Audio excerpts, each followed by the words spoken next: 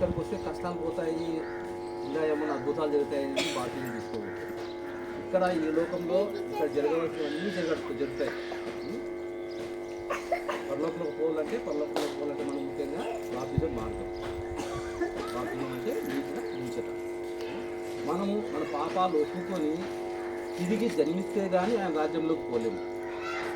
ఇక్కడ మనం ఏం చేస్తాం? ఇక్కడ నీ పాపాలు పాతవన్నీ గతమంతా మనకు అనవసరం. ఇప్పుడు నువ్వు పుట్టిన తర్వాత మళ్ళీ నీవు ఇక్కడి నుంచి మంచిగా జీవించాలన్నమాట. ఆ ఆజ్ఞల్ని మనము కొన్ని పాటించాలి, కొన్ని చెప్పాలి. దేవుడు తండ్రి, కుమార, పరిశుద్ధాత్మ త్రియేకుడు ఒక్కరే నమ్ముతున్నావా? ఆ దేవుని తప్ప, యెహోవా దేవుని తప్ప ఏ దేవునికి నువ్వు సాగలపడి నమస్కారం చేయకూడదు. నరసింహకు కానీ, నాకు కానీ, గురువుకు కానీ వేరే ఎవరికి సాగిలపడకూడదు. దేవుడు ఒక్కడే నమ్మాలి. చనిపోతే కానీ తిరిగి లేస్తే కానీ మనము ఆయన రాజ్యంలోకి పోలేము. పోలంటే మనం కొన్ని పాటించాలి. ఇక్కడ ఒకసారి మార్క్ 12:30.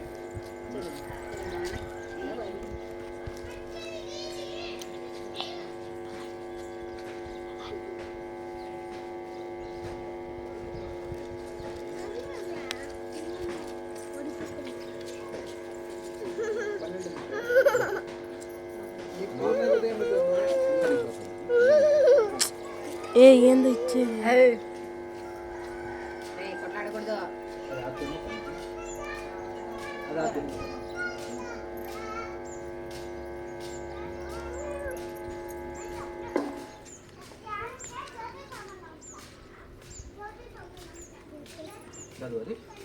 నీవు నీ పూర్ణ హృదయముతోను, నీ పూర్ణ ఆత్మతోను, నీ పూర్ణ ఆత్మతోను, నీ పూర్ణ వివేకముతోను, నీ పూర్ణ వివేకముతోను, నీ పూర్ణ బలముతోను, నీ పూర్ణ బలముతోను, నీ దేవుడైన ప్రభువును ప్రేమింపవలనది ప్రధానమైన ఆజ్ఞ. ఇదేమాజ్ఞ? ఇది ప్రధానమైనది. నీ పూర్ణ హృదయముతోను, నీ పూర్ణ బలముతోను, పూర్ణ వివేకముతోను ఆయనని ఆరాధించాలి. 31. రెండవ ఆజ్ఞ వీటికంటే ముఖ్యమైన ఆజ్ఞ 31. నీవు నిన్ను వలె నీ పొరుగు వానిని ప్రేమింపవలనది రెండవ ఆజ్ఞ. నిన్ను వలె నీ పొరుగు వానిని ప్రేమింపవలెనన్నది రెండవ ఆజ్ఞ. ఏం చెప్తున్నాడు దేవుడు?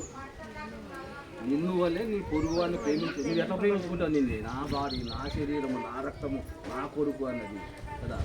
మిగతా వాళ్ళని ప్రేమించినప్పుడే దేవుని ఆజ్ఞ పాటించాలి.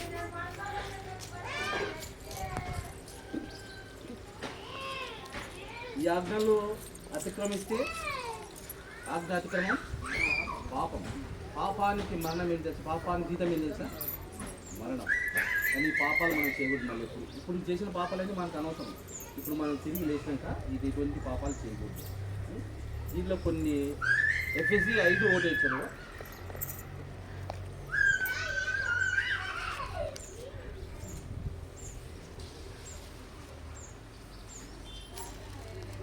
ఎఫ్ఎస్సీలకు 5వ అధ్యాయం. కావున మీరు 5 కాదు, 3 కాబట్టి 4 కృతజ్ఞతావచనమే మీరు ఉచ్చరింపవలను, కానీ మీరు భూతులైనను పోకిరి మాటలైనను సర్వసోక్తులైనను ఉచ్చరింపకూడదు. ఇవి మీకు తగవు. వ్యభిచారమైనను, అపవిత్రుడైనను, విగ్రహారాధికుడైనను, లోబినైనను క్రీస్తు యొక్క దేవుని యొక్క రాజ్యమునకు హక్కుదారుడు కాడను సంగతి మీకు నిశ్చయముగా తెలియను. ఆ రాజ్యాన్ని మనము హక్కుదారుడు కాము. ఏమేం చేస్తే? మళ్ళీ చదవాలి. 6వ చదువు. వ్యర్థమైన మాట 5 వ్యభిచారి అయినను, అపవిత్రుడైనను, విగ్రహారాధికుడైనను, లోబి అయినను, విగ్రహం పూజ చేసినా కూడా క్రీస్తు యొక్క రాజ్యమునకు హక్కుదారుడు కాము. ఇవన్నీ మనం చేయకూడదు. ఇక్కడ నుంచి గతం మనకు అనవసరం. ఇప్పుడు మనము ఇక్కడి నుంచి ఆయన ఆజ్ఞలు పాటించాలి. ఆజ్ఞాతికమే పాపం అని మెయిన్ ఆజ్ఞ ఏమంట? మార్క్ 30 చదివారు.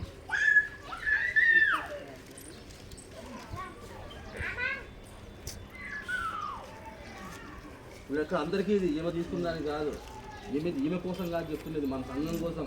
మనం ఎవరు సంఘంలో ఒకరినొకరు ప్రేమించుకోవట్లేదు. కక్షలు కార్పుణ్యాలు పెరిగిపోతున్నాయి సంఘంలో. ఒక్కరు కోపం కూడా ఎవరు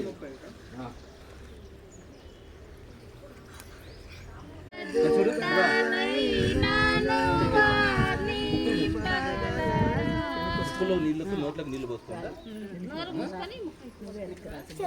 ముక్కు నోరు మూసుకో. ఏం అసలు నీ పట్టుకుంటా వెనకలు మళ్ళీ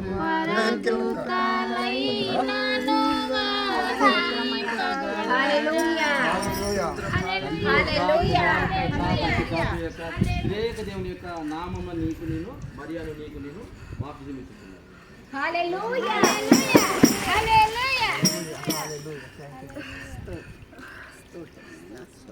తండ్రి, ఇప్పుడే ఈ ఆత్మలో ఉన్న దురాత్మలన్నీ తీసివేసి ఎప్పుడు ఆ బిడ్డ ఎటువంటి శాతాశక్తుల వల్ల కూడా ఇబ్బంది పడుకోకుండా మీ దగ్గరికి వచ్చినాయా, మీ దగ్గరికి వచ్చిన వారిని చేరదీసేవాడివి. ఆమెలో ఉన్న ఇబ్బందులన్నీ తీసివేసి ఆమె నీ చిత్తానుసారం జీవించేలాగా ఆశ్రయించండి.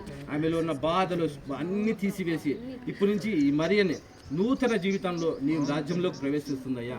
ఆ బిడ్డ ఎప్పుడూ ఇబ్బంది పడకూడదయ్యా. ఈ రాజ్యానికి వచ్చిందయ్యా, నీ మందిరంలో మీ సంఘంలోకి తీర్చుకుంటున్నాం ప్రభు. ఆ బిడ్డను ఆశీర్వదించండి. మీకు మహిమకరంగా వాడుకోవడానికి ఎటువంటి ఇబ్బందులు, ఎటువంటి అనగలు కాకుండా వాడుకో.